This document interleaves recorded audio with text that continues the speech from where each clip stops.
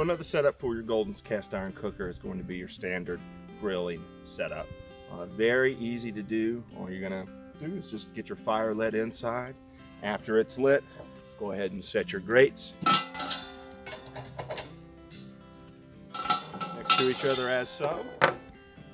Let it get up to temperature and get your meat going.